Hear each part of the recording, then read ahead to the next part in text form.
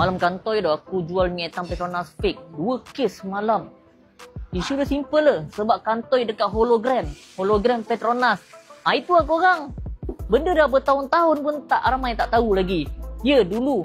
Kalau kau beli minyak hitam Petronas, kita ambil lah. Minyak hitam Petronas. Kalau kau buka dia punya seal penutup atas ni, aku terpaksa buka baru ni untuk korang. Akan ada hologram dekat bahagian atas ni. Tapi yang baru dah lama dah memang tak ada. Aku tanya direct sendiri orang Petronas, kenapa dulu ada hologram, sekarang tiba-tiba tak ada pula? Kenapa tak announce? Jawapan dia simple. Dulu waktu minyak hitam Petronas keluar, banyak fake produk keluar. So diorang buat jenis hologram nak menyusahkan orang yang kopi minyak hitam fake ni. And then bila dah buat hologram, ramai pula yang minyak hitam kopi yang fake ni tiru, adakan hologram juga dekat bahagian seal atas ni. So ending dah ramai tiru, diorang hilangkan balik. Sebab apa? Nak menyusahkan orang yang kopi minyak hitam tu. Itu isu dia.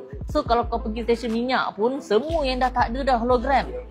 Korang je yang tak pernah tahu. Kita ambil ini minyak hitam yang terbaru, yang ada sirim ya. Kita ambil yang stok lama yang tak ada sirim lagi. Aku ada satu stok lama yang tak ada sirim lagi. Ni still ori, cuma ada batch yang sebelum sirim keluar lah kan. Okay, ni sirim tak ada tapi minyak hitam ori ni. Minyak hitam ori.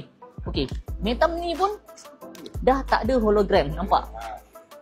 Maksud dah lama, benda ni dah lama. Cuma korang je tak up to date dan korang pun tak tahu. And then ending tuduh kita orang jual minyak hitam kopi. Tak percaya, nanti kita orang pergi dekat Petronas, stesen minyak apa semua, kita pergi beli direct kat sana. Tak pun korang pergi beli direct kat stesen minyak, kau check sendiri. Memang semua dah tak ada dah. So, alert kan? So untuk korang mana yang nak cari minyak hitam original Petronas, nak betul-betul jaga enjin korang tu, boleh datang mana-mana cawangan dan garaj yang dekat dengan rumah korang. Tak pun, boleh beli je dekat TikTok shop kita.